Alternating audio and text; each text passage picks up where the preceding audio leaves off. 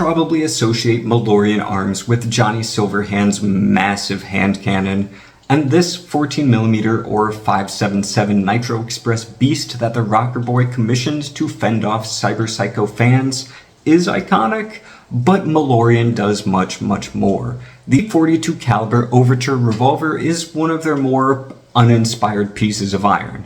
Hey, I'm Marcus, military vet, former science fiction author, and former weapons instructor.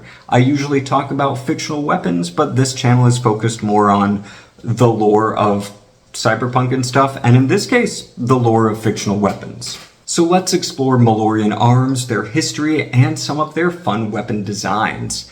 Eran Malour was a military veteran of some vague South American conflict, serving for 8 years in the Marine Corps, potentially fighting alongside Johnny Silverhand. That's not official lore, but them having a prior relationship would make sense anyway. They were kind of doing similar during the same time. Anyway, Eran Malour started a gunsmithing business after that gained a good following of Night City solos. He was able to expand to a zero-gravity facility on the Chrystal Palace, you know, the really fancy space place.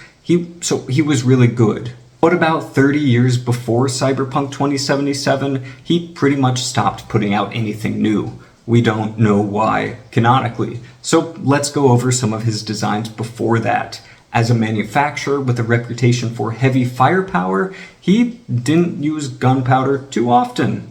The Malorian Arms sliver gun used flywheels, you know, the things in electric nerf guns, to shave off 4-centimeter long ceramic fragments from a block, sending them out at about 1,200 feet per second. Essentially a close-range shotgun that was only as loud as an electronic toothbrush. It didn't do too much damage, but since it shot flechette spikes, it got through armor really well. And then his heavy flechette pistol fired 120 grain 4mm tungsten spikes at 1,700 feet per second using a high-capacity liquid gas propellant.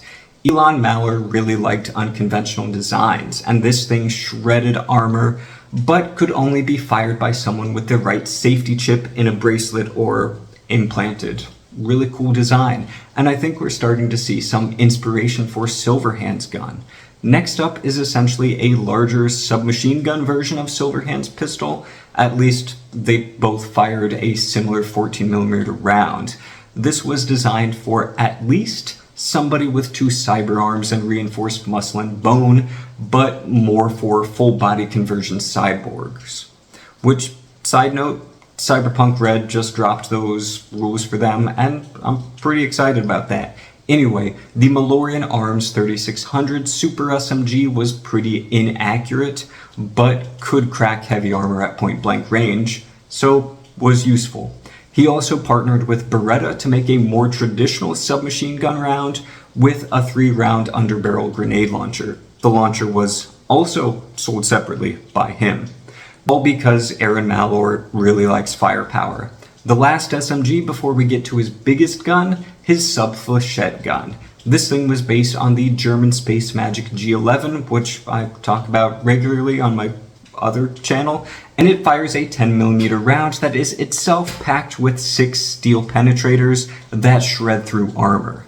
I really like how all his weapons either brute force their way through armor with massive rounds, or bypass it with small darts. All his guns have the same goal, but different ways of achieving it.